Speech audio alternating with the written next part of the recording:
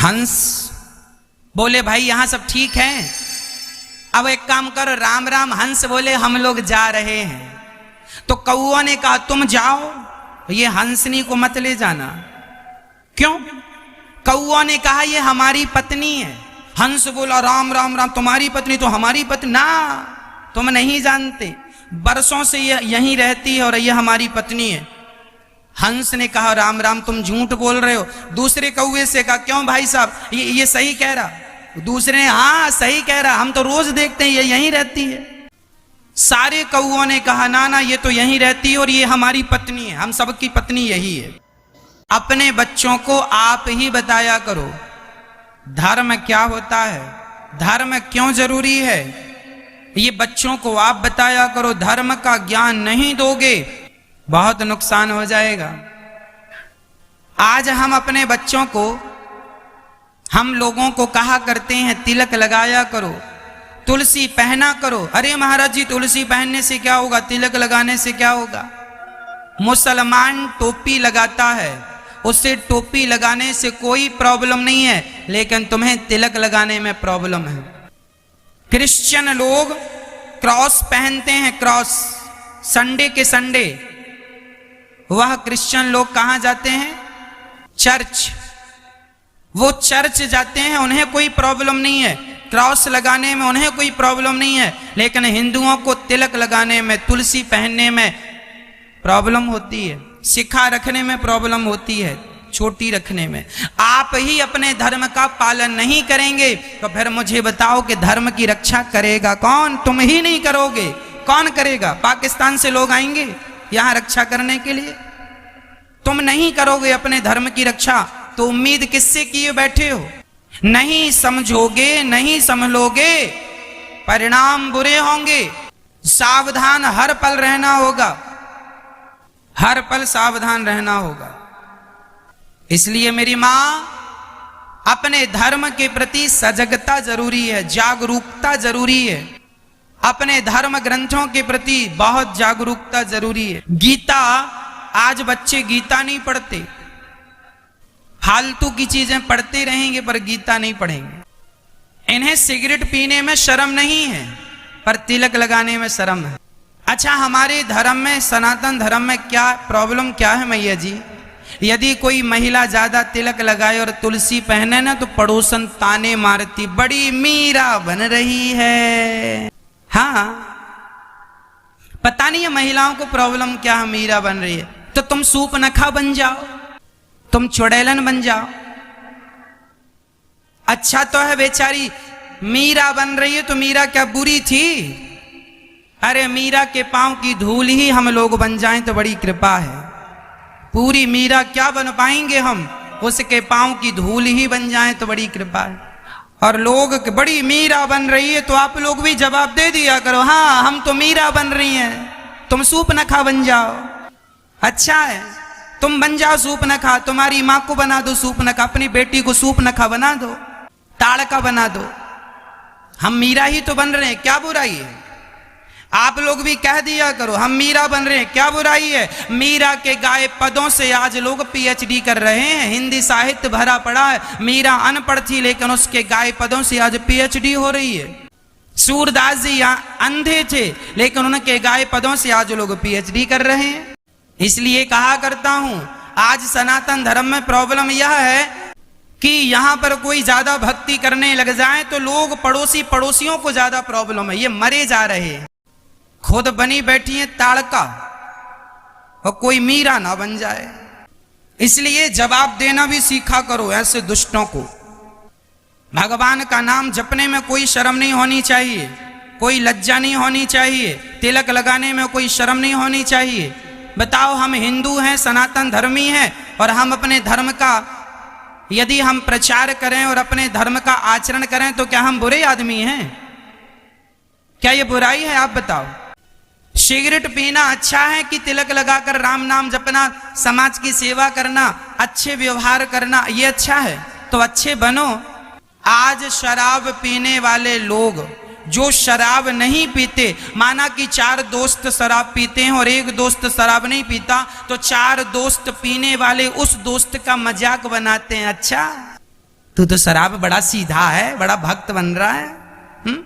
तेरे जैसे नालायक बन जाए, 2 कौड़ी के आदमी तुम हो और हमें भी अपने जैसा बना रहे हो। ये शराब पीने वालों की हैसियत कितनी है, कहीं भी गंदी नाली में पड़े मिल जाएंगे सूअरों की तरह। ये सूअर अपने आप को सूअर बनाए और दूसरों को भी कह रहे हो तुम भी सूअर बनो। हाँ, अब देखो आज के जमाने में प्रॉब्लम ये आ गई है कि यदि आप बहुत अच्छे बन जाते हैं ना, तो लोग आपकी अच्छाई देखकर ये नहीं कहते कि आप अच्छे हैं, अरे ये बुरा आदमी है। मतलब आज का व्यक्ति हंस में भी दोष ढूंढ रहे हैं, हंस में भी दोष ढूंढ रहे हैं। अपने आप को हंस बनाएंगे नहीं, जो हंस है उसे भी कहेंगे कि।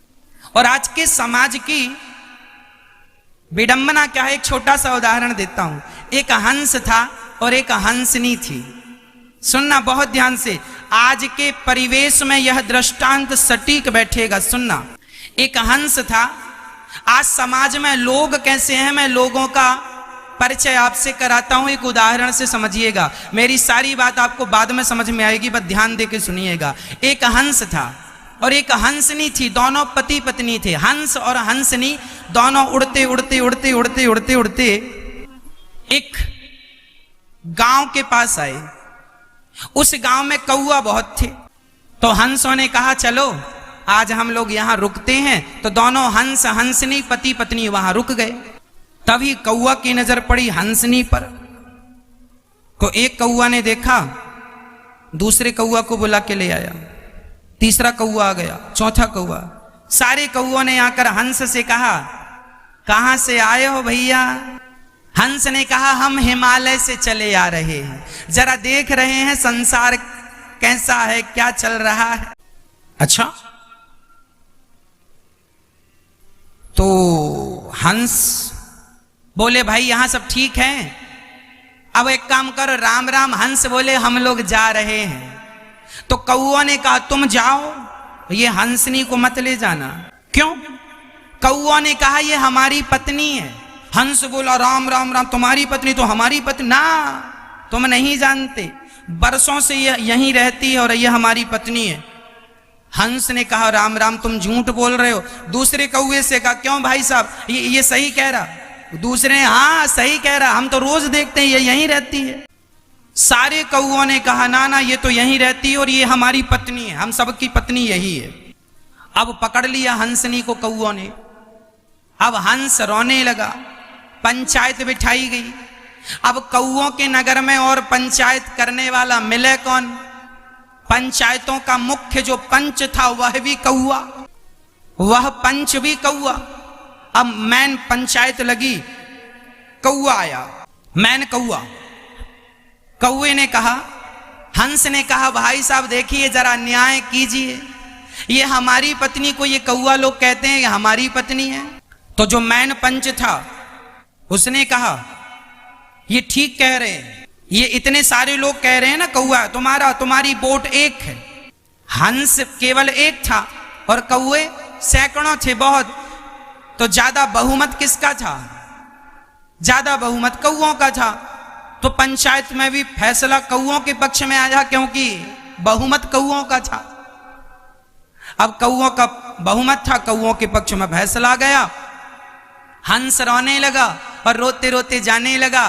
तो जो सीनियर कौआ था, मैन कौआ था, हंस ने उसको एकांत में ले जाकर कहा कौआ भाई साहब ये बताओ आपको पता है कि ये हंसनी है और ये हमारी ही पत्नी होती है, तो आपने गलत फैसला क्यों कर दिया? तो सीनियर कौआ ने कहा कि यदि हम कह देते कि ये तुम्हारी पत्नी है तो ये कौआ हमें निकाल देते, तो हमें तो इनके पक्ष में फैसला करना ही है। तो सबसे बड़ी विडंबना ये है कि आज कौओं की फौज हो गई है। आज फौज किसकी है? कौओं की। हंस जैसे लोगों को आज न्याय इसलिए नहीं मिलता, हंस की हंसनियां छिन जाती हैं, हंस को न्याय नहीं मिलता क्योंकि कौओं की फौज हो गई है, इसलिए न्याय नहीं मिल रहा। आज शराब पीने वालों की ज्यादा संख्या है, शराब ना पीने वाले हंस हैं, शराब ना पीने वाले हंस हैं, पर चूंकि वह हंस फंसे किसके बीच में है? कौओं के बीच में फंस गए, इसलिए पक्ष फैसला कौओं की तरफ जा रहा है। वो अकेला एक हंस करे क्या? 10 शराबियों के बीच में एक बिना शराब का फंस जाए तो वह शराबी तो उसका मजाक बनाते हैं, उसका मजाक उड़ाते हैं, अरे शराब नहीं पीता। अब बेचारा वो हंस करे क्या, कौओं के बीच में फंसा है। इसलिए हम आपसे कहा करते हैं मेरी माँ कि अपने बच्चों को समय रहते संस्कार दे देना, शिक्षा दे देना, इतनी बढ़िया शिक्षा देना कि वह रास्ता ना भटके। और मैं आपसे कहता हूं कि एक शराबी यदि 4 को शराबी बना देता है, एक बिगड़ा 4 को बिगाड़ सकता है, तो कसम खा लीजिए कि आपको भी अच्छा बन के समाज को अच्छा बनाना है। हम सुधर कर औरों को सुधारें, ना कि बिगड़ कर औरों को बिगाड़ें। माना कि कौआ की संख्या ज्यादा है पर हंस तो हंस है। आज लोग हंस में भी दोष निकाल देते हैं, ये युग का प्रभाव है। किसका प्रभाव है? युग का। 24 अवतार हैं भगवान के। अपने धर्म के प्रति जागरूक रहना आपका धर्म है, जागो। कपिल भगवान ने अपनी मां को ऐसा उपदेश दिया कि मां सिद्धा नाम की नदी बनकर बह गई। मनु जी महाराज कपिल देव जी फिर गंगा सागर चले गए। बोलिए कपिल देव भगवान की। मनु जी महाराज की तीसरी बेटी प्रसूति, जिनका विवाह दक्ष से हुआ। दक्ष की छोटी बेटी माता सती, सती का विवाह शिव जी से हुआ। एक बार दक्ष ने शिव जी का अपमान किया और इस अपमान को माता सती सहन न कर सकी और जल करके भस्म हो गईं। वह सती पार्वती के रूप में जन्म लेती हैं और शिव पार्वती का मंगल होता, विवाह होता। मनु जी महाराज के अब 2 बेटे और हैं, प्रियव्रत, उत्तानपाद। उत्तानपाद की पत्नी का नाम है सुनीति और सुरुचि। सुनीति का अर्थ है जो शास्त्रों की नीति से चले। इस कथा का सार तत्व यही है। ध्रुव जी की कथा, सुनीति के पुत्र का नाम क्या है? ध्रुव। और ध्रुव ने 5 साल की अवस्था में भगवान को पाया। ध्रुव जी ने अपने पिता की गोद में बैठना चाहा तो माँ ने हाथ पकड़ के नीचे गिरा दिया। तू इस गोद में नहीं बैठ सकता, जा पहले तपस्या कर। तो माँ ने तपस्या करने भेज दिया। नारद जी रास्ते में मिले, ओम नमो भगवते वासुदेवाय का मंत्र दिया और 6 माह तक जब इसका जाप किया तो 6 माह की तपस्या में ध्रुव जी के सामने भगवान खड़े हो गए। कहने का तात्पर्य यह हुआ कि भगवान की भक्ति के लिए बुढ़ापे का इंतजार नहीं करना चाहिए। भगवान को पाने के लिए बुढ़ापे का इंतजार नहीं करना चाहिए। लड़कपन अच्छा है। और नारद जी जैसे गुरु मिल गए तो भगवत प्राप्ति तो होनी थी। दूसरी शिक्षा इस कथा से यह है कि ध्रुव जी को माँ ने अपमानित करके घर से निकाला। सौतेली माँ ने। जीवन में जब कोई आपका अपमान करे तो याद रखना, दूसरों के द्वारा दिया हुआ अपमान आपके लिए वरदान बन जाता है, यदि आप उसका सही ढंग से उपयोग करें तो। ध्रुव जी का अपमान ना होता तो उन्हें भगवत प्राप्ति कैसे होती? इसलिए ध्रुव जी ने उस अपमान का सदुपयोग किया और भगवान को पाकर 6 महीने की तपस्या से भगवान को प्रसन्न कर लिया। बिना खाए पिए ओम नमो भगवते वासुदेवाय का जाप किया। 6 महीने में तो भगवान खड़े हो गए सामने। कौन कहता है भगवान आते नहीं है? अरे ध्रुव जी जैसा प्रेम हो और ध्रुव जी जैसी भक्ति हो, ध्रुव जी जैसा विश्वास हो तो भगवान आएंगे और आकर के भक्त को दर्शन देंगे। भगवान ने ध्रुव जी को दर्शन दिया और भगवान ने ध्रुव जी पर पूर्ण रूप से कृपा की। अंत में ध्रुव जी 36,000 वर्षों के राजा बने। उसके बाद अंत समय मृत्यु के सिर पर पांव रख के ध्रुव जी महाराज ध्रुवलोक को प्रस्थान कर गए। बोलिए भक्त वत्सल भगवान की जय। भक्तों, मैं बार बार भागवत जी के लिए इसलिए कहता हूं क्योंकि जैसे चैतन्य महाप्रभु सबसे कहा करते थे, भैया एक बार भगवान का नाम ले लो, एक बार बोलो हरे कृष्ण, एक बार बोलो हरे राम। चैतन्य महाप्रभु सबसे भीख मांगा करते थे, भैया राम नाम की भिक्षा दे दो, कृष्ण नाम की भिक्षा, एक बार राम बोल दो, बस यही भीख है मेरी। उसी प्रकार वो क्यों बोलते थे ये बात? वो इसलिए बोलते थे, उन्हें पता था कि एक बार यदि आपने मुंह से राम नाम बोल दिया तो निश्चित आपकी सदगति हो जाएगी, भगवत कृपा होगी। उसी प्रकार हमें पता है कि एक बार जाने अनजाने में एक बार आपने भागवत करवा ली तो केवल आपकी नहीं, अरे भगवान का नाम लोगे तो केवल आपकी सदगति होगी, पर भागवत तो आपके पूर्वजों को भी तार देगी। इसलिए हम चाहते हैं कि आप कम से कम एक भागवत जी का पाठ करवा लें, ताकि आपके जो पूर्वज यदि उनका उद्धार हो गया है तो कोई बात नहीं, पर यदि वो कहीं फंसे हैं, कहीं उलझे हैं, उनकी सदगति में बाधा हुई है, तो वो भागवत के संकल्प मात्र से जब 18,000 श्लोक संकल्प से पढ़े जाते हैं तो जरूर हमारे पितरों का उद्धार भागवत श्रवण करने मात्र से हो जाता है। धुंधकारी जैसों का उद्धार हुआ है तो उनका जरूर होगा। इसलिए हम कहते हैं कि भागवत जी का पाठ, एक पाठ तो जरूर कराना चाहिए। इससे क्या होता है? घर में सुख शांति बढ़ती है, आनंद बढ़ता है। जिनने कराया है मैं उनका अनुभव बताऊं आपको, कितनों को आनंद मिला, कितनों को सुख मिला, कितनों की इच्छाएं पूरी हुई, कितनों को पुत्र मिला, कितनों को धन मिला, कितनों को उनका मांगा हुआ वर मिला। तो भागवत तो धर्म अर्थ काम पुरुष, धर्म अर्थ काम मोक्ष सब देने वाली हैं।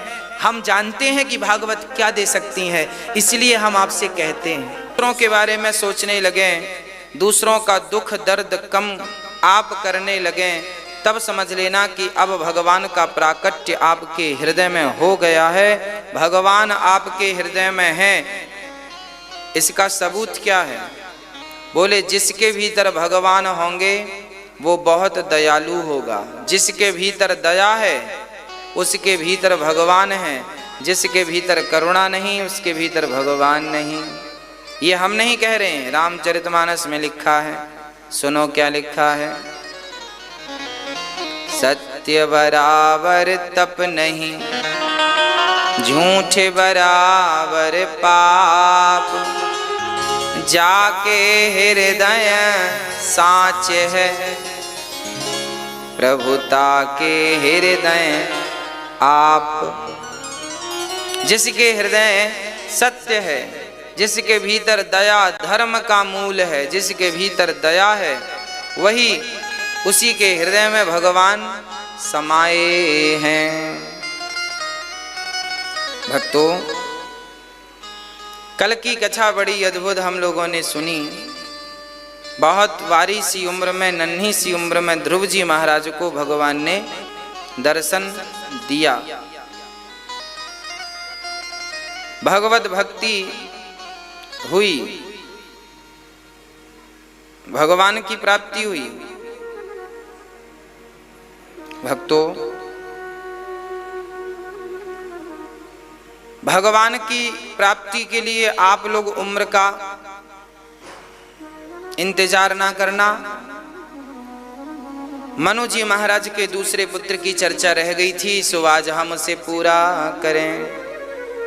प्रिय व्रतो भागवत आत्मा रामः कथम मुने, ग्रहे रमत यन्मूलः, कर्म बंधा पराभवः।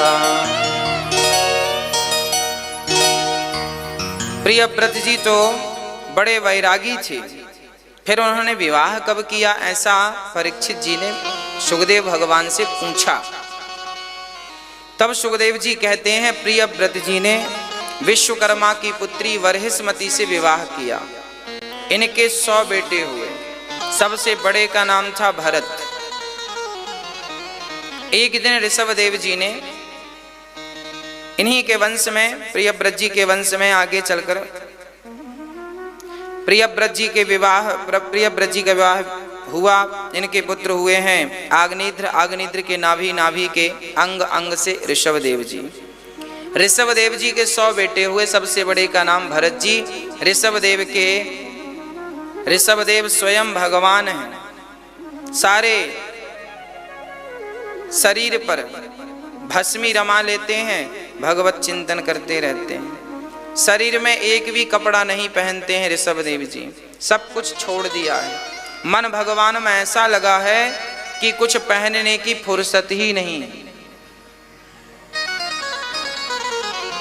अच्छा एक बात बताओ, आपके हाथ में चींटी है या मक्खी है या मच्छर है, आप उसे उड़ाएंगे कब? जब आपको पता चलेगा,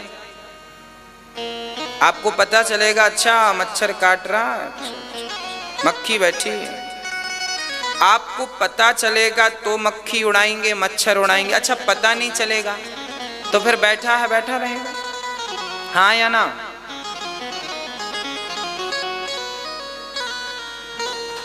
शरीर के बारे में पता रहेगा, हमें पता है कि आज हमने कपड़े नहीं पहने तो हमने पहन लिए, हमने नहीं पहने थे पहन लिए। हमें पता है कि आज हमने स्नान नहीं किया था, कर लिया स्नान।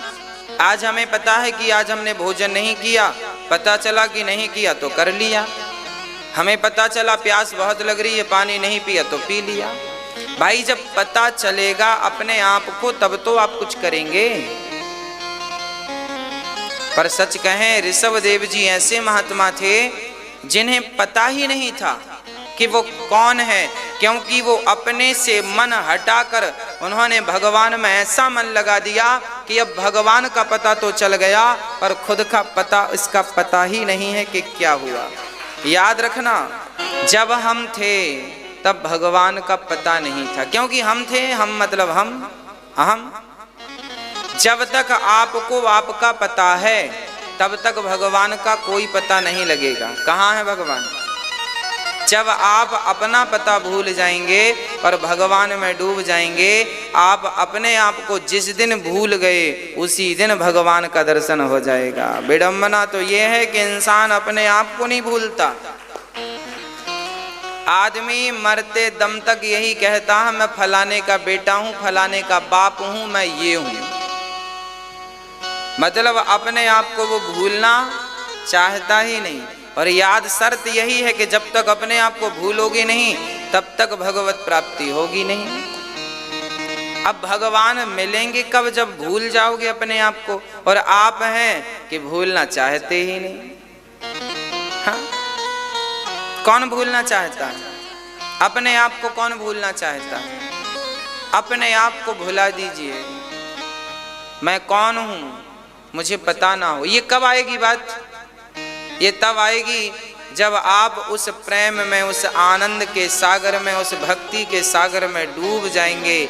जब डूब जाएंगे, श्री ऋषभ देव जी महाराज घर परिवार का त्याग करके, बड़े प्रेम से सबका त्याग करके, केवल कपड़ों का त्याग नहीं किया उन्होंने, अपने मन से अपनी पत्नी का, पुत्र का, परिवार का, धन का, वैभव का, प्रतिष्ठा का, अहंकार का, जितनी वासनाएं दुर्वासनाएं भीतर समाई हैं हम सबके, इन सभी चीजों का कपड़ा त्याग देने से काम नहीं बनेगा।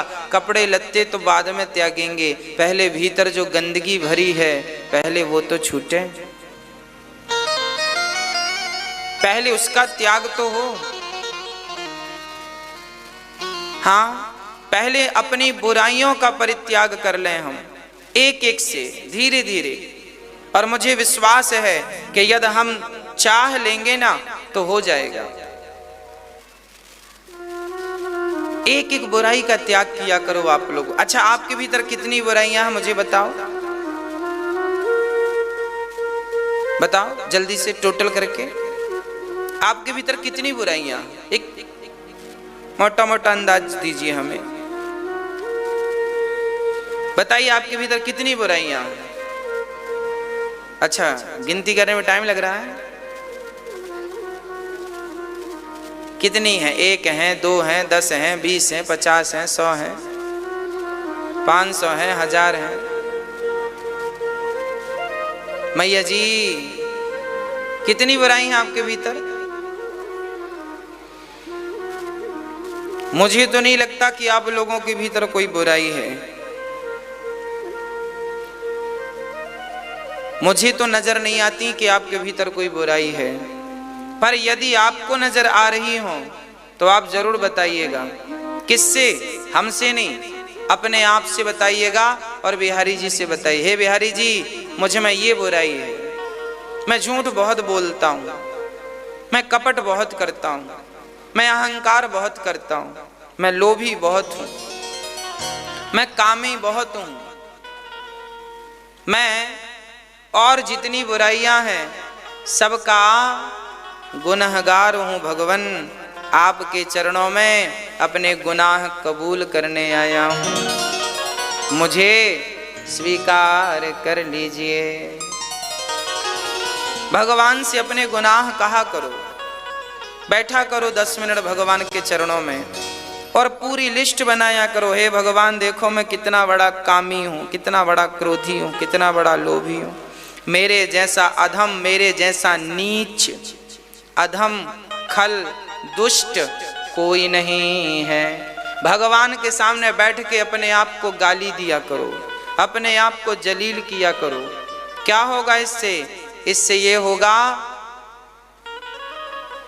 कि आपकी आंखों में आंसू आ जाएंगे, और जब आपकी आंखों में आंसू आएंगे तो जो बुराइयां आप भगवान के सामने गिना रहे हैं अपनी, वो बुराइयां आंसू के साथ पिघल पिघल के सब बाहर आ जाएंगी। ठाकुर जी निर्मल कर देंगे आपको। भगवान हमें क्या कर देंगे? निर्मल कर देंगे। भगवान से कहा करो कि हे नाथ, एक बुराई होए तो मैं छोड़ दूं, 2 बुराई कैसे छोड़ूं? हे नाथ, मुझसे तो कोई बुराई छूटती नहीं है, आप ऐसी कृपा करो नाथ, आप ऐसी कृपा करो जैसे गाय बछड़े को चाट चाट कर निर्मल कर देती है। हे नाथ, आप ही ऐसी कृपा करो कि मेरी समस्त बुराइयां आपके चरणों में समर्पित हो जाएं और मैं आपके चरणों में निर्मल हो करके आपके चरणों में समर्पित हो जाऊं।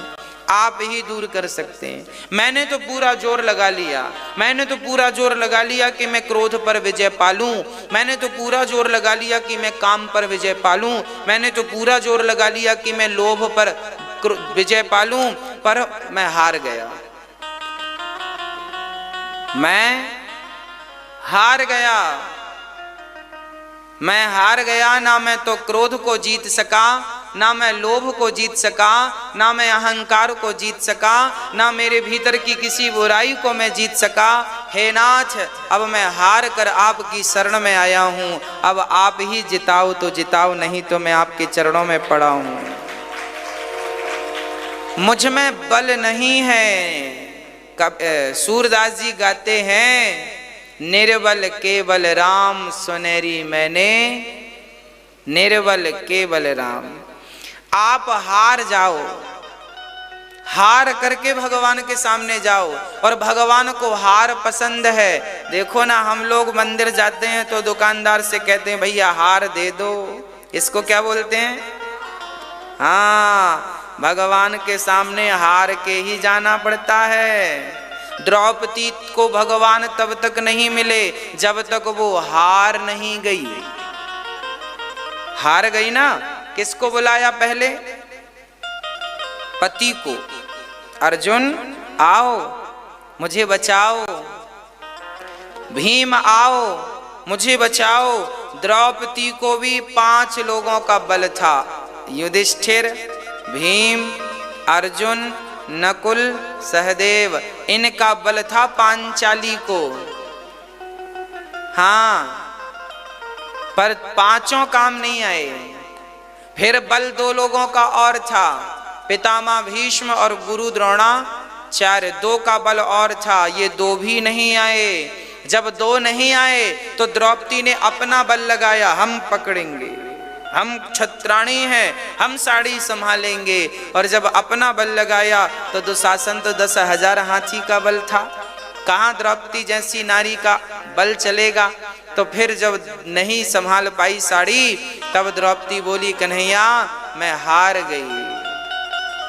देखो, जब तक आप ये नहीं कहोगे भगवान से कि नाथ मैं हार गया, तब तक परमात्मा आपके लिए कोई मार्ग खोलेंगे नहीं।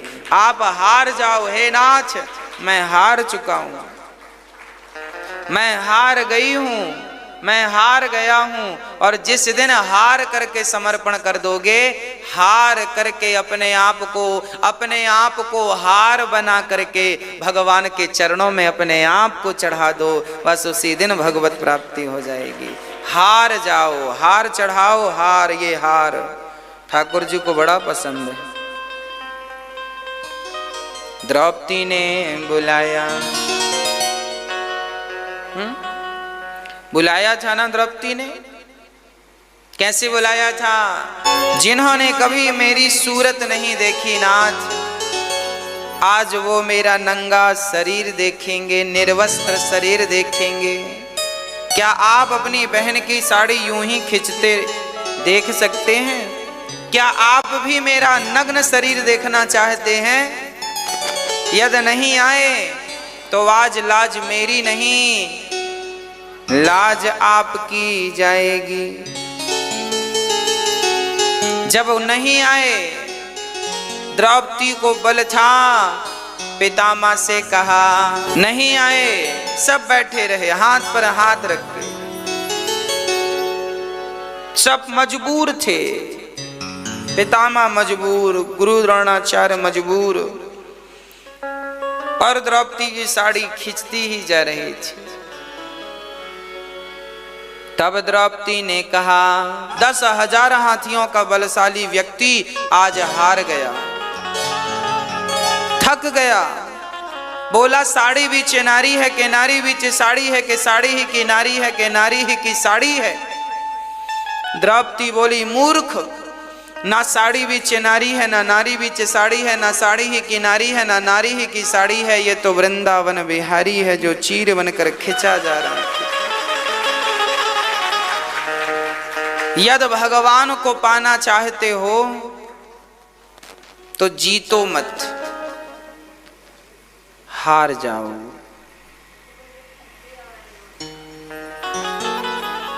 हे नाथ, मैं आपके दर में हार कर आया हूं। आज ऋषभदेव जी महाराज अपने पुत्रों को उपदेश करते हैं और कहते हैं, नायम देहो देह भाजा लोके कष्टान कामान नरहते विडभुजाम। ये तपो दिव्यम पुत्रकायेन सत्वम शुद्ध्यैद्यस्मात् ब्रह्म सौख्यम त्वनन्तम्।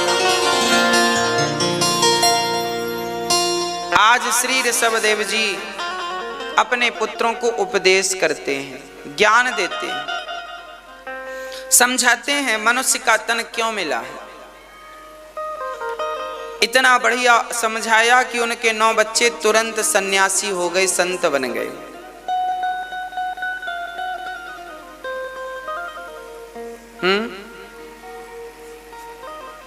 सन्यासी बन गए। पहले के लोग ज्यादा बच्चे पैदा क्यों करते थे? इसके पीछे कारण था कि 2 बच्चे हमारे पास रहेंगे तो 2 बच्चे साधु बन जाएंगे। 2 बच्चे साधु बन गए, यदि एक भी साधु बन गया तो वो हम सब की 21 पीढ़ी तार देगा। तो एक बच्चे को साधु बनाते थे माता पिता कि हमारे वंश में कोई एक बढ़िया महात्मा बन जाए, साधु बन जाए, कोई संत बन जाए। जरूरी है आपके वंश में, कुल खानदान में कोई एक व्यक्ति साधु बन गया तो वो जितना भगवान का भजन करेगा, उसके भजन के प्रभाव से केवल उसका नहीं, आप समस्त परिवार वालों का उद्धार हो जाएगा, केवल उसके भजन मात्र से। इसलिए ऋषभदेव जी के बच्चे साधु बन गए, 9 योगेश्वर बन गए, योगियों के योगी, परम योगी। सबसे बड़े भरत जी राजा बने। भरत जी सब त्याग कर गंडकी के किनारे चले गए, अंत में भजन किया। पर भरत जी से गलती ये हो गई कि भरत जी ने एक मृग जंगल में पाल लिया था। उस मृग का दर्शन करते करते भरत जी मर गए। भरत जी जब मृत्यु को प्राप्त भये तो मृग के बारे में सोच रहे थे कि मेरे बाद मेरे मृग का क्या होगा। देखिए मन कितना गंदा है, कब कहाँ लग जाए कोई नहीं जानता। इसलिए बड़े बड़े साधु जन कहते हैं मन को भरोसो मत करियो, मन को भरोसो मत करियो, क्योंकि मन कभी भी कहीं भी लग सकता ना।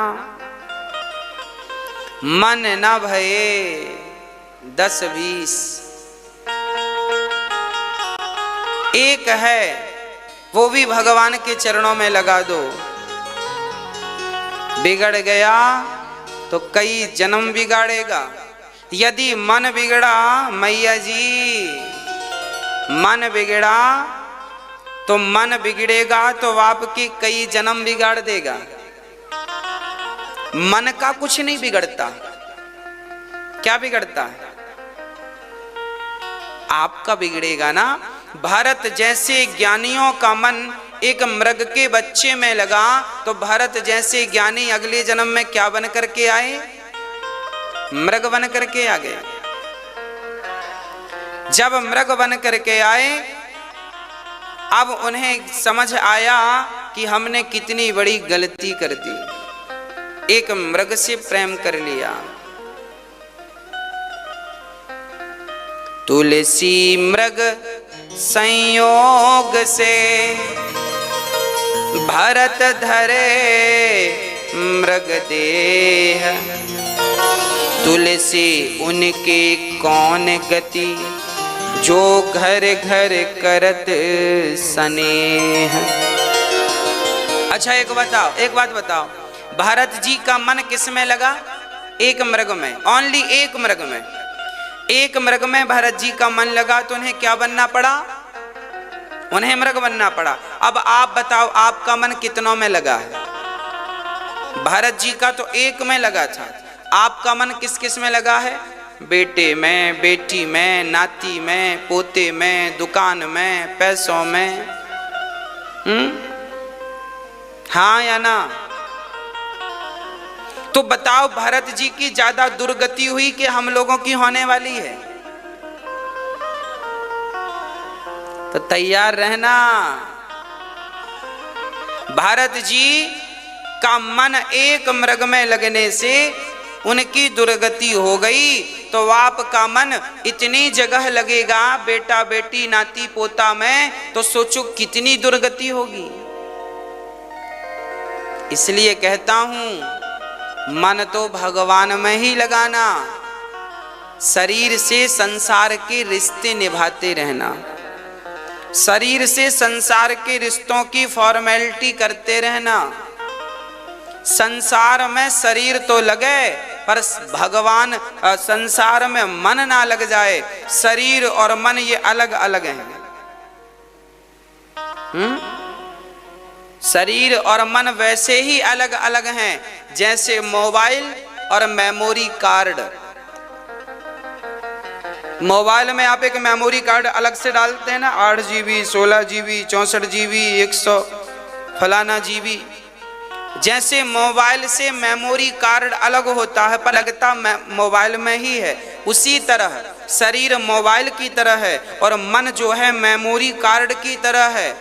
हाँ, तो आप क्या करना, शरीर तो सब में संसार में लगाना, शरीर से बच्चों का ध्यान, बच्चों के लिए कमाओ, इस शरीर से कमाओ कमाओ कमाओ, खूब कमाओ। पर कमाते समय शरीर से तो कमाना, भाई मैं काम शरीर से करूंगा ना, साइकिल चलाऊंगा तो शरीर से, गाड़ी चलाऊंगा तो शरीर से, पर उस काम को करते हुए भी मन बिहारी जी के चरणों में ही होना चाहिए। तन काम करे संसार के लिए और मन काम करे बिहारी जी के लिए, तब तो गति है साहब। नहीं तो भरत जी ने एक मृग में मन लगाया तो उनकी ये दुर्गति के मृग बन के आना पड़ा। और आप तो गिन लो कि आपका मन कहाँ कहाँ लगा है। आपने तो कुत्ता भी पाल रखा है। अब देखियो रे बाबा अगले जन्म में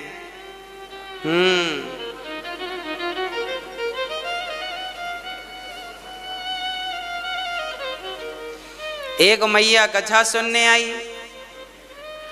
पंडित जी को गुरु जी को देखकर बहुत रोती, कथा सुनती जाए, रोती जाए, रोती जाए, रोती जाए, आंसू पहुंचती जाए। महात्मा जी को लगा कि ये बड़ा प्रेम रखती है भगवान से, इसीलिए कथा में रोती है। तो गुरु जी ने दूसरे दिन कहा, बेटी क्यों रोती हो, भगवान से बड़ा प्रेम है ना तुम्हारा। उसने कहा, महाराज भगवान से प्रेम नहीं है। फिर रोती क्यों हो? बोले आपकी दाढ़ी को देख देख के रोती हैं। यमराज जी ने कहा, मृग का चिंतन किया है, चलो मृग बन करके जाओ। भरत जैसे ज्ञानी, भरत जैसे महापुरुष आज क्या बनकर आ गए? मृग बन करके आ गए। क्यों? अंते यामति सा गति। जिसकी मति जैसी उसकी गति वैसी, इसलिए मन भगवान में लगाओ। भारत जी मृग बनकर आए, पर तीसरा जन्म उनका हुआ। फिर भगवान ने उन्हें मनुष्य बनाया और मनुष्य बनाकर धरती पर भेजा। जाओ एक मौका और तुम्हें देते हैं, जाओ। भरत जी आए। अब की बार वो बड़े सावधान हैं, ना बोलते हैं, ना बात करते हैं, ना किसी से राम राम कहते हैं, मन में जपते हैं भगवान का, बोलते नहीं है। लोग कहते हैं मूर्ख है, नाम पड़ गया जड़ भरत। नाम क्या पड़ गया? जड़ भरत।